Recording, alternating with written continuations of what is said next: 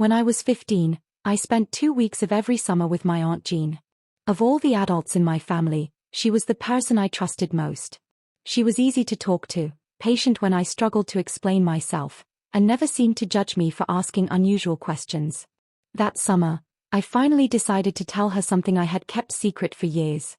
"Aunt Jean, can I ask you something?" I said nervously. "And will you promise not to laugh?" She looked up from what she was doing and smiled. "Billy, when have I ever laughed at you? What is it?" I took a deep breath. I've always wondered what it would be like to dress as a girl. Not as a joke. I mean, really try it for a while, just to understand how it feels. For a moment she said nothing. I could feel my face growing hot. "I've never told Mom or Nancy," I continued. "I was afraid they'd think I was strange. But I've always felt comfortable talking to you." Aunt Jean studied me carefully, then reached over and took my hand. "Thank you for trusting me enough to tell me," she said. "But you should understand something. Clothes don't make someone a girl or a boy. And you don't have to prove anything to anyone." "I know," I said. "I just want to know what it feels like." She thought for a moment. "Well," she finally said, "if this is something you've genuinely thought about and you're not doing it because someone pressured you, perhaps we can find a safe and private way for you to explore it." Relief washed over me. "You really mean it?" "I do. But we're going to take it slowly. And whatever you discover about yourself, you don't have to be ashamed of it." For the first time, the secret I'd carried for so long didn't seem quite so frightening. Aunt Jean smiled. "If you're going to try something new," she said, "we might as well make it a thoughtful experiment rather than a dare." I laughed nervously. "Then I suppose I need a name." She considered that for a moment.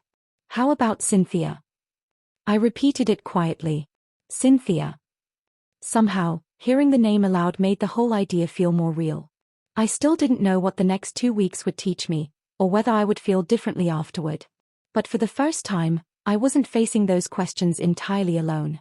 For years, I had carried a secret that I could never quite put into words. At 15, I knew I was supposed to be comfortable being Billy. That was the name everyone knew, the name written on my school papers and attached to every expectation people had of me. Yet whenever I saw my sister or cousin getting ready for a party, choosing an outfit, fixing their hair, or experimenting with makeup, I felt a strange curiosity that I couldn't explain. It wasn't something I talked about. That summer, I was staying with Aunt Jean, as I did most years. She was different from everyone else in my family. She listened instead of immediately telling me what I should think. Somehow, talking to her had always been easy. One afternoon, I finally gathered enough courage. "Aunt Jean." She looked over at me. "Yes, Billy? Can I tell you something without you laughing?" Her expression became serious. "Of course." I hesitated. "I've wondered what it would be like to live as a girl for a little while." She didn't answer immediately. I rushed on before I could lose my nerve. "I don't mean that I want to fool anybody. I've always been curious. Sometimes I wish I could try wearing different clothes and see what it feels like to present myself differently. I've never known who I could tell." Aunt Jean sat quietly for a moment. "Billy," she said eventually, "there's nothing wrong with being curious about yourself. But you shouldn't feel that you have to become someone else to deserve acceptance." "I know. I just want to try." She smiled gently.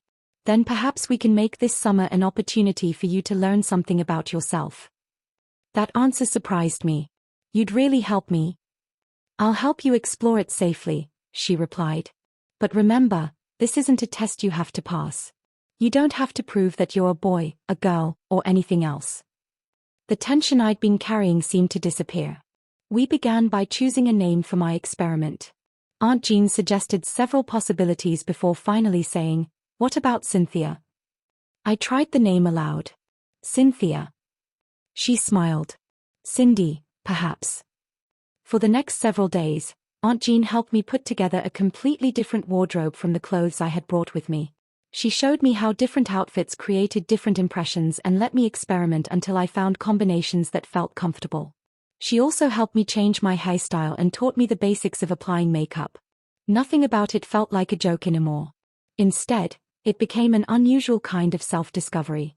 Looking in the mirror, I hardly recognized myself. "This is strange," I admitted. Strange isn't necessarily bad, Aunt Jean replied. She encouraged me to practice walking naturally, sitting comfortably, and simply carrying myself with confidence. She reminded me that I didn't need to imitate every stereotype associated with girls. You're still you, she said. The clothes are just another way of expressing yourself. That thought stayed with me. The following morning, I came downstairs dressed as Cindy for the first time. Aunt Jean looked at me and smiled. Good morning, Cindy. Hearing that name spoken so naturally made my stomach flutter. Good morning. We spent the day doing ordinary things around the house.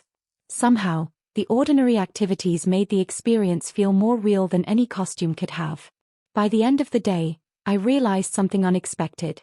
I hadn't discovered that I was suddenly a different person. I'd discovered that I was capable of being more than one version of myself. The experiment didn't give me all the answers, but it gave me something I'd never had before, permission to be curious without being ashamed. And for that summer, Aunt Jean's house became the one place where Billy could wonder who he might become, and where Cindy could exist without fear.